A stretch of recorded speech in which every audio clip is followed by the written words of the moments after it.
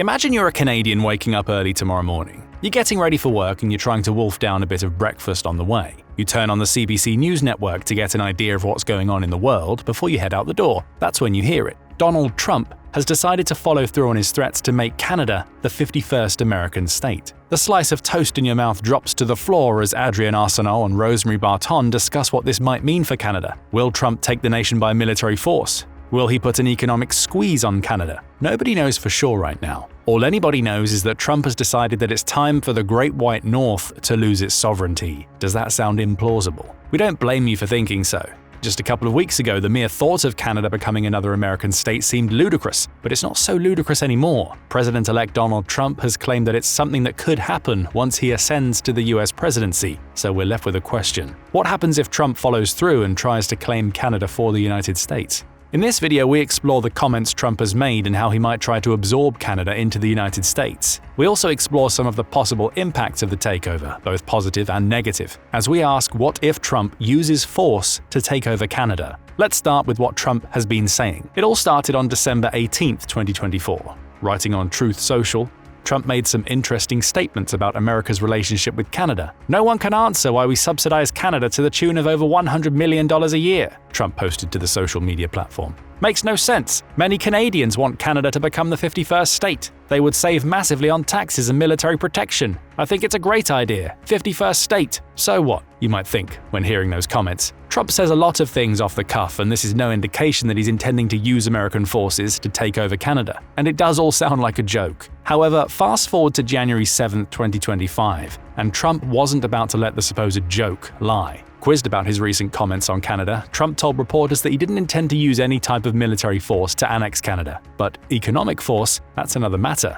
Because Canada and the United States, that would really be something, Trump said. You get rid of that artificially drawn line and you take a look at what that looks like, and it will be much better for the national security. Trump went on to complain that the US is spending hundreds of billions of dollars to help protect Canada, all while it's running a trade deficit. As seems so often the case with Trump, he appears to be viewing America's relationship with the Great White North in pure business terms. He sees Canada as a losing business prospect that's costing the United States money, and he's willing to use force, likely economic, to change the situation. Trump also claims to have spoken to outgoing Canadian Prime Minister Justin Trudeau about the prospect of Canada becoming part of the United States. Trudeau has thrown an extra complication into the equation by announcing his intent to resign as Canada's Prime Minister once the ruling party chooses a suitable replacement. Talking about his conversation with Trudeau, Trump said, "We're losing $200 billion per year and more to protect Canada. And I said that too, as I called him Governor Trudeau. I said, listen, what would happen if we didn't subsidize you? He said, Canada would dissolve." Whether Trudeau actually said that is up for debate, but Trump is clearly bullish in his attempts to minimize both Canada and its outgoing Prime Minister. To Trump, Canada is little more than a burden to the United States, one that would become an asset if the US had control over the country. Trudeau's response to all of this conjecture is simple. It's not going to happen. That's what Canada's Prime Minister said when speaking to former White House press secretary and current host of MSNBC's Inside, Jen Psaki. Trudeau said he recognized that Trump sees himself as a successful negotiator, which he uses to keep people off balance with what he says. But when it comes to making Canada the 51st American state, there's simply no chance that Trump will be able to follow through on his rhetoric. Trudeau says that Canadians are likely to reject the very concept of becoming part of the United States too. When defining their national identity, Trudeau claims Canadians will often say, "We're not Americans." In short, there's not a snowball's chance in hell of Canada becoming part of the US, Trudeau claims. But is he right? There's certainly some historical context that shows the US is willing to annex territories, and it's even had squabbles with Canada in the distant past. The two nations were at each other's throats for much of the early American expansion and throughout the 19th century, says The Hill. During the American Revolution, early US leaders staged the invasion of Quebec, lasting from August 1775 to July 1776. That invasion saw the US successfully take Montreal, before George Washington ordered a force of 1,100 soldiers to flank Quebec City. That was a bad move. It required the soldiers to march for 400 miles through freezing cold frontier land for 2 months. By the time the invading American forces reached Quebec City, they'd lost nearly half their number to death and desertion. The US managed to reinforce its units, though the invasion ultimately prompted the arrival of British soldiers who repelled the Americans. The US also attempted an invasion of Canada in 1812 due to the British Royal Navy's attempts to bring American soldiers onto British ships. Again, that was an ill-fated war for the United States. As University of Western Ontario political science professor Matthew Lebo puts it, Canada and the US fought a war over this in 1812. That war, in his view, settled any dispute. Canada is a sovereign nation and shall not become the 51st state. More conflicts between the two nations followed that 1812 war, especially when the American concept of manifest destiny took hold. But the two became staunch allies in the 20th century, with that alliance being reinforced by 2 world wars and both becoming members of NATO. The United States has a history of other forms of expansion in the Americas too.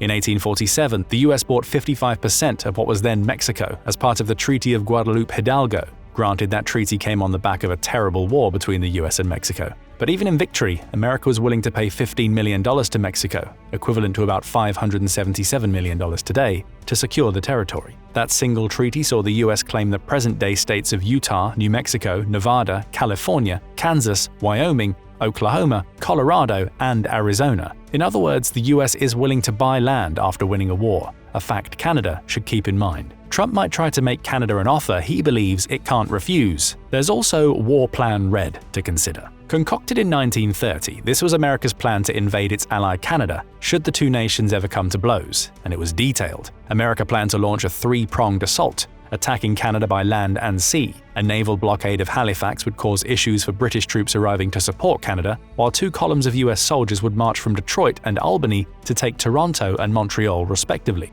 More soldiers would follow, eventually taking Halifax. America even drafted in famous aviation pioneer Charles Lindbergh to help with the plan. Lindbergh took part in secret reconnaissance missions, flying over Canada to identify its weak points before reporting back. Bear in mind that the US and Canada had just fought together in World War I and would soon be allies again when World War II rolled around. We share all of this to make a simple point. Trump's mention of making Canada the 51st American state aren't completely unheard of. The US tried to do that for much of the 19th century and parts of the century that came before. Even when the two countries became staunch allies in the 20th century, the US was still drawing up plans on how to invade Canada should it ever feel the need. Perhaps a modern-day equivalent to War Plan Red still exists. We may never know, but that does bring us to the next question that we'll ask in this video. What happens if Trump decides to take Canada by force? We can divide the answer into 2 potential approaches, military and economic. The former is something that Trump has already said the US won't do, but we can't discount the possibility that the US and Canada could go to war if Trump attempts to force an annexation.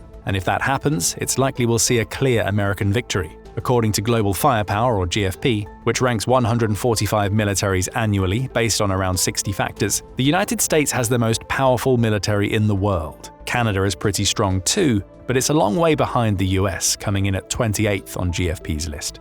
No matter where you look, the US comes out on top. It has available manpower of 150.4 million people to Canada's 16.68 million, resulting in almost 125 million Americans being fit for service versus just 13.5 million Canadians. That manpower disparity follows through to each country's active military, with the US dwarfing Canada in that area. America's active military has 1.328 million people, with another 799,500 in reserve, versus a Canada that only brings 68,000 active service people, 27,000 reserves, and 5,500 paramilitary forces to the battle. Don't underestimate the importance of this manpower advantage. The US would look to cross the border into Canada via land in multiple locations, forcing Canada to be at a manpower disadvantage across the entire front of any direct war between the two. The US is also a long way ahead of Canada when it comes to equipment. It has 13,043 aircraft to Canada's 351, making it easy for the US to achieve aerial dominance in practically every location it invades. The US also brings 4,640 tanks and 391,963 armored vehicles to the land battle, again decimating Canada's respective totals of 74 tanks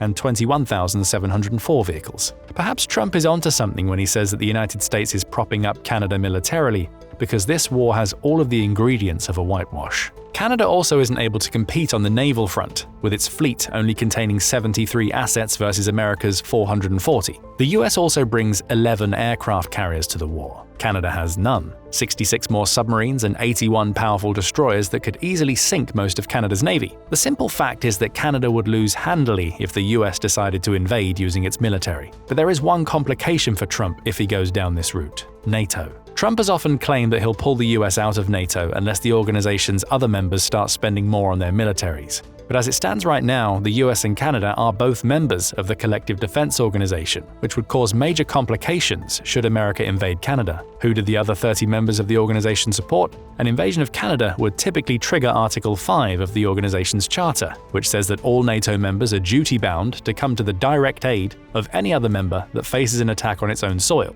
But Article 5 doesn't account for that attack coming from a fellow NATO member. Of course, Trump could remove this complication by withdrawing from NATO before attacking Canada, but that simplicity could be his undoing, as that would mean essentially going to war with 30 other countries to achieve his militaristic goals in the Great White North. Excluding the United States, NATO has about 1.5 million active soldiers, meaning it could stack up well against the United States on the manpower front. Of course, most of those soldiers are in Europe. Leaving would create more problems, as it would mean Europe is not well defended against Russian President Vladimir Putin's territorial ambitions. Whether the US is a NATO member or not when Trump invades Canada, the organization is going to be a big problem for the US. And it's not just NATO. As The Conversation pointed out in a January 9th article, the US would face a seismic backlash from the rest of the world if it invaded Canada. Fellow Commonwealth nations, including Britain, Australia, and New Zealand, would likely come to Canada's aid with economic and logistical support. Public opinion would turn against the US. After all, if Trump is willing to invade one of America's closest allies, what would stop it from turning its attention to other supposed friends down the line? A US invasion of Canada would be a major propaganda victory for Russia and China. Each country could enhance its standing by pointing to America having imperialistic ambitions, allowing them to not only justify their own actions, Russia in Ukraine and potentially China in Taiwan, but also influence other nations to not deal with the US in the future. In short, a military invasion of Canada would carry some severe consequences for the US. That's probably why Trump says he'd rather use economic force to make Canada the 51st state. But what would that version of a Canadian takeover look like? Tariffs would likely be the incoming US president's trump card, if you'll excuse the pun. He's already claimed that he'll slap a 25% tariff on Canada until it secures its border with the United States. If he truly intends to take over Canada, there's nothing stopping him from applying more economic pressure by raising those tariffs and applying them to as many Canadian goods as possible. And those tariffs would certainly create pressure. The Office of the United States Trade Representative says that the US imported $481.2 billion in goods and services from Canada in 2022. It exported a slightly smaller amount, $427.7 billion, to create a $53.5 billion trade deficit. So Trump's tariffs would affect hundreds of billions of dollars of Canadian exports. Of course, those tariffs would hurt American consumers. Tariffs are essentially taxes placed on imported goods when they cross the border into the US. Canada's response might be to apply tariffs of its own while it raises the price of its imported goods. Trump would hope that American importers would choose US-made goods or import from countries that don't have tariffs placed on them, to ramp up the economic pressure he places on Canada. But Trump has tools other than tariffs that he could use as part of his economic force approach. Capping how much the US pays for energy and similar resources it purchases from Canada could be another approach, according to Carleton University Professor of International Affairs Fen Osler-Hampson. These caps would mirror the likes of those that Western nations have placed on Russian oil, thus limiting the flow of foreign currency, in this case American dollars, into Canada, and damaging the economy. Normally, you only do that with a country that you're at war with or in a major conflict with, Hampson says. But again, it's a potential tool, and there is presidential authority to do it now. Trump may be able to take advantage of presidential rules established in the wake of Putin's invasion of Ukraine to hurt Canada economically with these caps. And hurt it would. The US Energy Information Administration says that around 60% of America's crude oil imports originate in Canada, with that number having risen from 33% over the last decade. Combine a cap on the amount the US pays for that oil with a tariff on the resource as it crosses the border, and you get a 1-2 economic punch that could cost Canada billions. Of course, Canada might respond by simply finding new customers for its crude oil and other energy resources. There will be no shortage in Europe, which is always looking for new suppliers to move it further away from Russian-controlled energy infrastructure. The Financial Post says that other potential measures could include preventing Canadian businesses from doing business in the United States. Asset sieges and sanctions akin to what we've seen the US apply to Russia could also be options for Trump, though they'll perhaps be less impactful than he'd like, given that he won't have the entire West's support for his attempted annexation. Still, sanctions from the US alone could cause serious damage to Canada's economy, even with the prospect of the Great White North replying with similar economic measures of its own. But Trump may not need to go that far. As Hampson explains, the two-way flow of trade is almost $1 trillion, and that is one of the most important trading relationships in the world. Tariffs might be a strong enough economic force to result in Canada capitulating to Trump's demands. By the time the damage of that particular bushfire is put out, there may be less to burn, Hampson adds. The downside to this strategy is that the US is far from the only country to which Canada can sell its goods. Yes, we'll take a hit, Hampson concludes, but there are other places in the world where we can sell what we have. How quickly Canada is able to build those new trade relationships while dealing with the pressure created by Trump's economic force approach would likely determine whether the US is actually able to annex Canada. Let's assume it does. Trump, either militaristically or through economic pressure, manages to force Canada to become the 51st American state. What happens next? A complete change in Canada's culture will likely follow. Its political systems would have to transform, with the country's own provinces and territories becoming massive counties. Alternatively, Trump could divide his new state along its current province and territory lines, essentially delivering 13 new states to the US rather than just one. Countrywide, Canada would also have to deal with the loss of its publicly funded national healthcare system and the changing of gun ownership rules. Both are things that Canadians take great pride in, but they would disappear as American systems come into force. There would be a complete change in the Canadian culture, and that likely won't sit well with many of Trump's new subjects. Despite the incoming US president's claims that many Canadians want Canada to become the 51st state, it appears that the reality demonstrates anything but. BuzzFeed, so often a gossip website, provided some useful insight into the Canadian attitude to an American takeover in a January 9th article in which it covered the reactions of 24 Canadians to Trump's annexation comments. Some, such as a commentator named Aquamizu, believe Canada would reject the annexation on social and cultural grounds. "I'm Canadian," they said. "Hell to the no, I don't want to be American.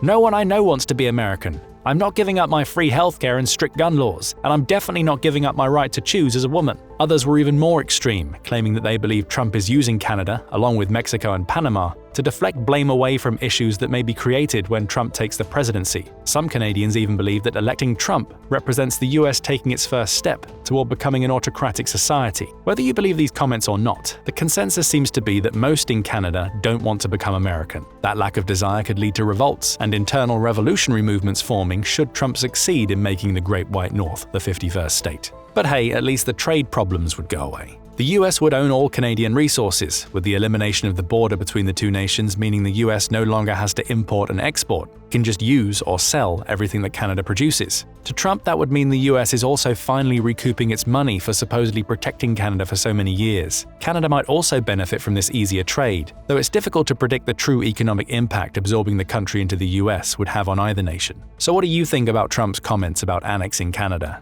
Is he serious? And if he is, how do you think he'll go about turning Canada into the 51st state? Share your thoughts in the comments section below, and thank you for watching the video.